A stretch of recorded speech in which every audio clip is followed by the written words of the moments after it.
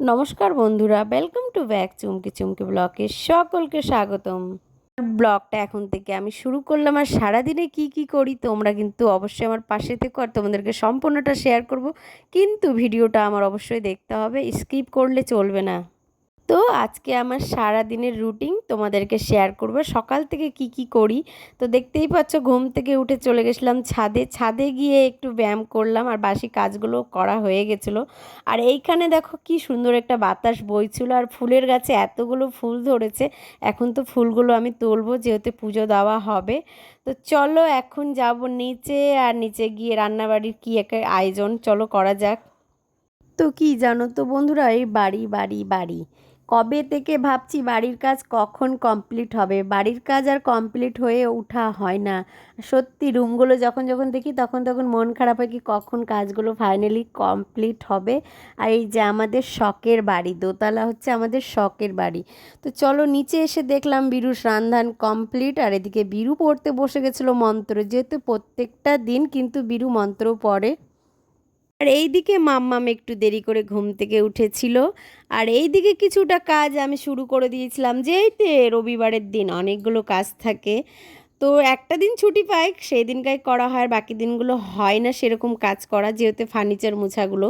তো চলো একটু মুছামুছি কাজ করে নিয়ে আমিও স্নান ধান করে চলে গেলাম ঠাকুর ঘরে পুজো দিতে। আর আমাদের কিন্তু প্রত্যেকজনেরই রুটিন, স্নান করার পর ঠাকুর ঘরে পুজো দিতে যেতেই হবে সবাইকে। তো কিছুটা তো কাজ কমপ্লিট হয়ে গেছে, এখন ভাবছি কি খাওয়া যাক, যেহেতু 10টা বেজে গেছে আর খিদেও প্রচুর পেয়েছে। তাই ইচ্ছে হলো কি না একটু চা বানানো যাক, আগে চা খেয়ে কিন্তু মাইন্ডটা ফ্রেশ হবে।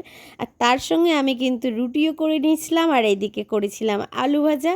আর বরমশাই গেছিলো বাজার, বাজার থেকে এসেছিলো, তারপরে একসঙ্গে আমরা কিন্তু খেতে বসেছিলাম। আর এইদিকে মামামের তো প্রতিদিন নাটক লেগেই থাকে, ওর বাবাকে ওকে খাইয়ে দিতে হয়। তো বরমশাই দেখো কতগুলো বাজার নিয়ে এসেছে, আর মাম্মাম কিন্তু খেতে বসে গেছিলো তারপরে পান্তা ভাত। তো চলো দুপুরের রান্নার আয়োজন করা হোক, তার আগে কিন্তু চলে এসেছিলো বৃষ্টি। আর বৃষ্টিতে সত্যি বাতাসটা এত ভালো লাগছিল, আর বৃষ্টির ফোঁটাগুলো যখন গায়ে পড়ছিল ভীষণ ভালো লাগছিল। আমার তো স্নান হয়ে গেছিলো, নাহলে আরেকবার স্নান করে নিতাম।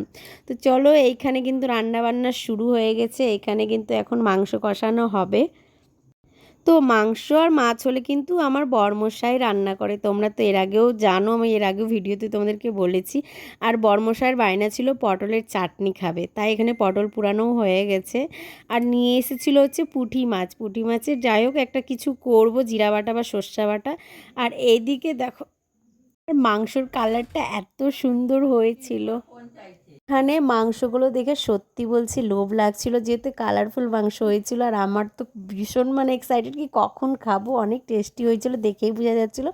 আর দেখো ছোটো মাছের পুরপুরিটা আমি করেছিলাম, আর এদিকে চাটনিও কমপ্লিট, আর কিছুটা স্যালাড কেটে নিয়েছিলাম।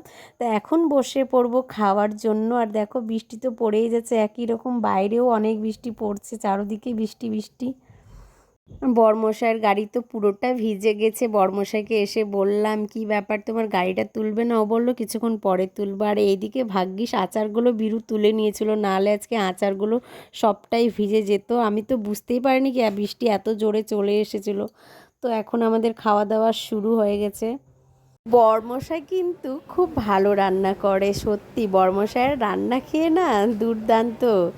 তো আমরা একটু বিকেলবেলা ঘুরতে বেরিয়ে গেছিলাম। আমরা কোথায় গেছিলাম জানো তো, ফারাক্কার যে নতুন ব্রিজটা হয়েছে ওইখানেই গেছিলাম। আর ওয়েদারটা বেশ ভালোই ছিল, তার জন্য দুপুরবেলা বেরিয়েছিলাম।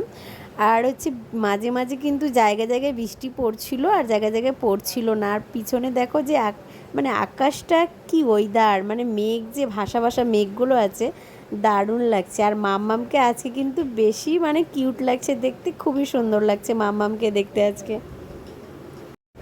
সবচেয়ে বেকার জিনিস কি জানো তো, এই হেলমেটটা পরা, কিন্তু না ওটা বেকার বললে চলবে না, নিজের সেফটির জন্য হেলমেটটা তোমাকে পরতেই হবে। আর ওয়েদারটা দেখো এত ভালো লাগছে, ভীষণ ভালো লাগছে। আর এইদিকে জলের ঢেউ দেখো, আর এতটা কাছে এসে কখনো আমি ফারাক্কার নদীটা দেখিনি।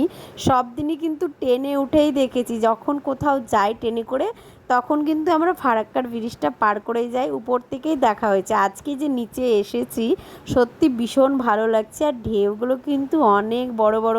মাম্মাম তো প্রচুর ভয় পাচ্ছিল, সঙ্গে আমার ভয় লাগছিল, কিন্তু বেশি ভালো লাগছিল এই ঢেউগুলোর জন্য।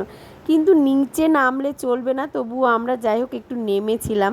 আর বাড়ি এসে কিন্তু পেট পূজা শুরু হয়ে গেল। বাড়ি আসার পরে আমরা বানিয়েছিলাম ফুচকো, আর ফুচকো খাওয়ার পর আজকে আবার সবাই ঘুমিয়ে পড়বো। Bye bye.